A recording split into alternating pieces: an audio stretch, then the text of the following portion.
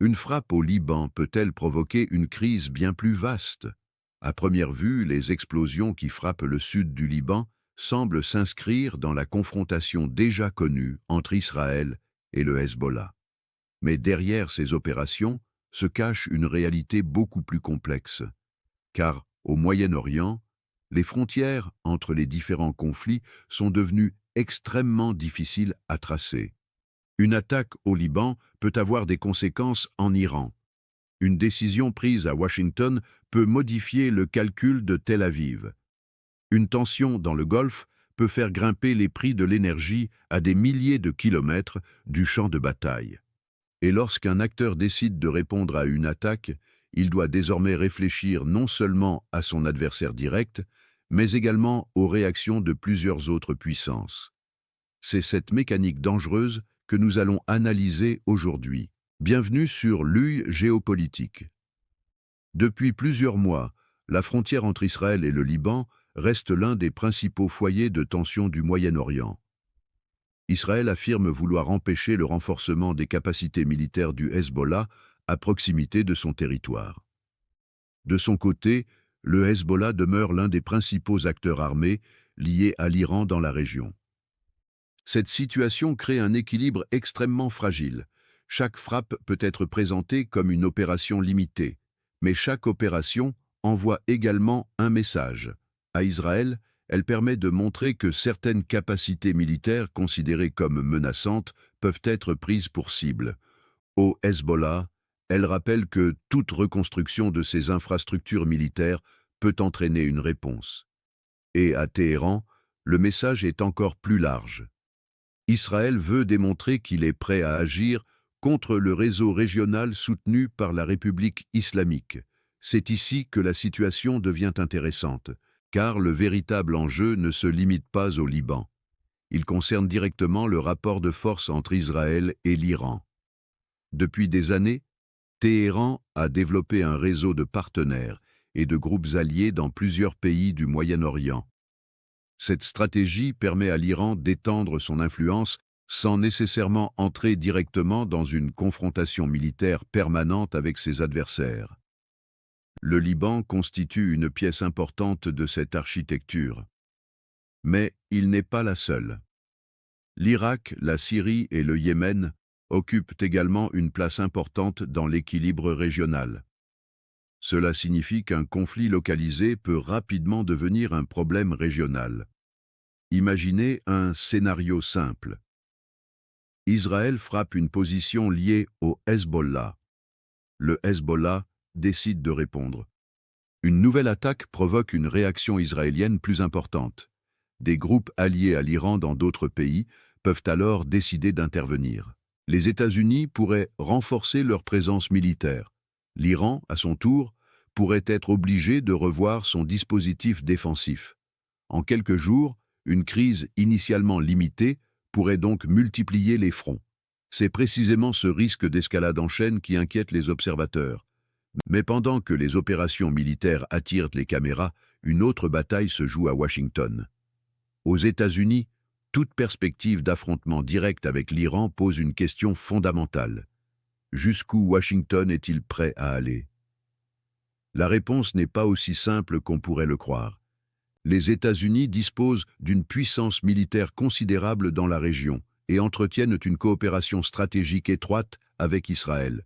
Mais cela ne signifie pas que Washington souhaite automatiquement entrer dans une guerre ouverte.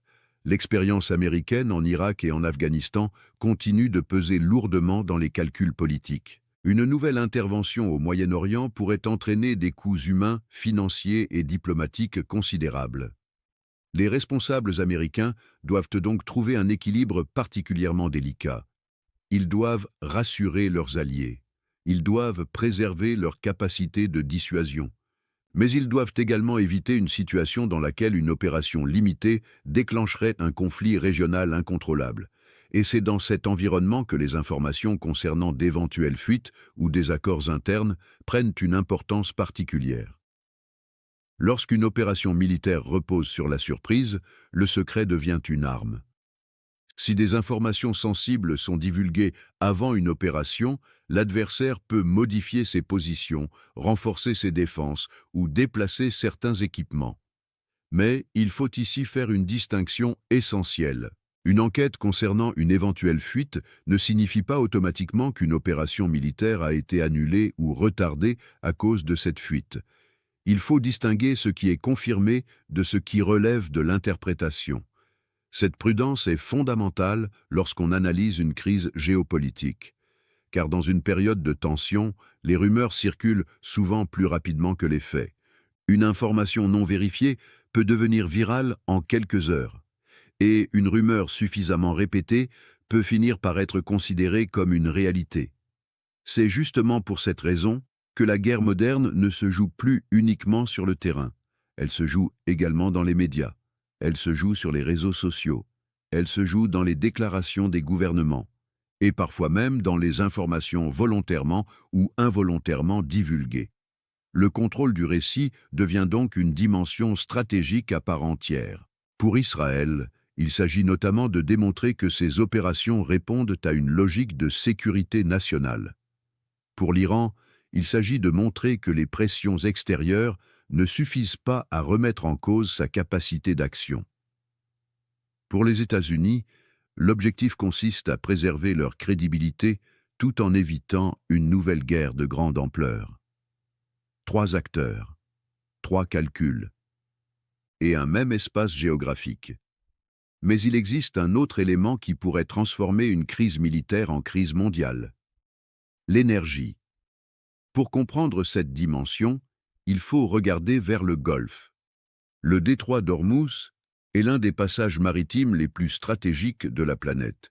Il relie le golfe Persique au golfe d'Oman et constitue une route essentielle pour le transport des hydrocarbures. Une perturbation importante de cette zone pourrait avoir des conséquences bien au-delà du Moyen-Orient. Pourquoi? Parce que les marchés énergétiques réagissent immédiatement aux risques géopolitiques. Si les investisseurs pensent qu'une crise pourrait perturber les exportations de pétrole ou de gaz, les prix peuvent augmenter. Une hausse prolongée des prix de l'énergie peut ensuite toucher les entreprises, les transports, l'industrie et les consommateurs. Autrement dit, un conflit régional peut rapidement devenir un problème économique mondial. Et c'est précisément ce qui donne au Golfe une importance stratégique exceptionnelle. L'Iran sait que le détroit d'Ormuz représente un levier majeur.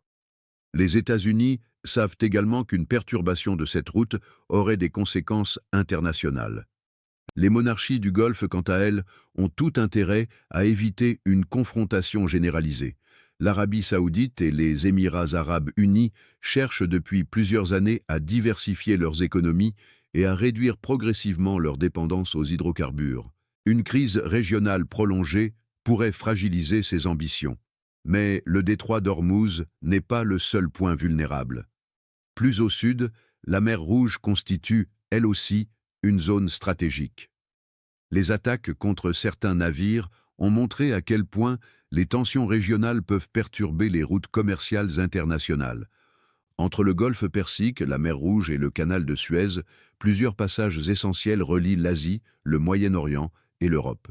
Une déstabilisation simultanée de plusieurs de ces axes pourrait provoquer des perturbations considérables dans le commerce mondial. C'est pourquoi des pays qui ne participent pas directement à la confrontation suivent attentivement son évolution.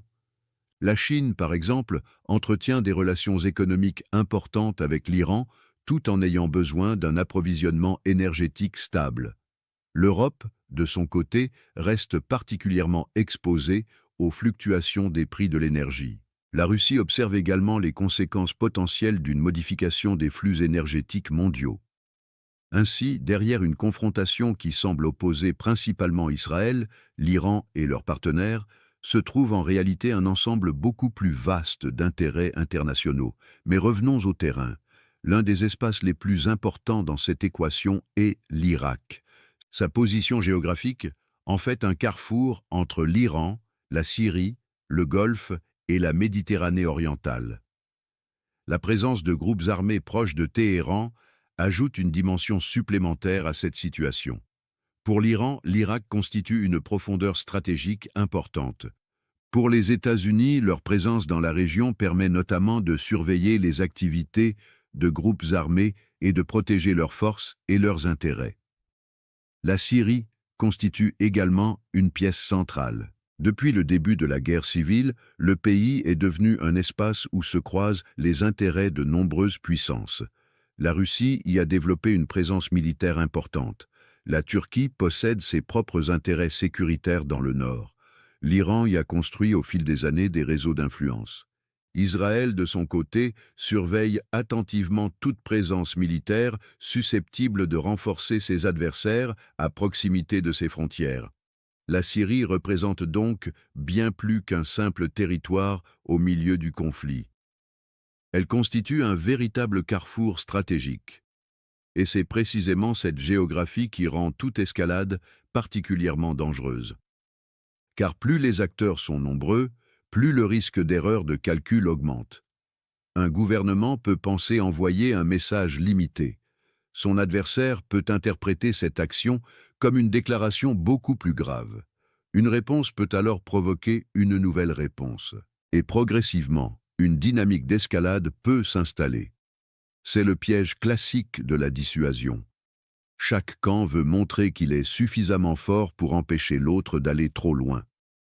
Mais cette démonstration de force peut parfois produire exactement l'effet inverse. Elle peut convaincre l'adversaire qu'il doit lui aussi renforcer sa position. Le résultat est une spirale. Plus de troupes, plus de missiles, plus de surveillance, plus de frappes et moins de confiance. À cela s'ajoute la bataille de l'information. Aujourd'hui, une crise militaire peut être suivie en temps réel par des millions de personnes. Une vidéo publiée sur un réseau social peut faire le tour du monde avant même que les autorités aient vérifié son authenticité. Une image sortie de son contexte peut devenir un argument politique. Une déclaration peut être interprétée comme une menace. Une rumeur peut provoquer des réactions sur les marchés. Dans cet environnement, l'information devient elle-même un terrain de confrontation. Et il existe une conséquence particulièrement importante. L'incertitude peut devenir une arme. Si personne ne sait exactement ce qui s'est produit, chaque camp peut tenter d'imposer sa propre version. Le brouillard informationnel permet alors de gagner du temps, de tester les réactions adverses ou de préparer l'opinion publique. C'est pourquoi il faut être extrêmement prudent face aux informations spectaculaires. Une explosion ne prouve pas nécessairement une attaque. Un mouvement de troupes ne signifie pas automatiquement qu'une offensive est imminente. Une fuite ne signifie pas qu'une opération a été annulée. Et une déclaration politique ne constitue pas toujours une décision définitive. En géopolitique, la différence entre un fait, une hypothèse et une interprétation peut changer complètement notre compréhension d'une crise. Alors, que peut-il se passer maintenant? Plusieurs scénarios sont possibles. Le premier serait celui d'une désescalade contrôlée.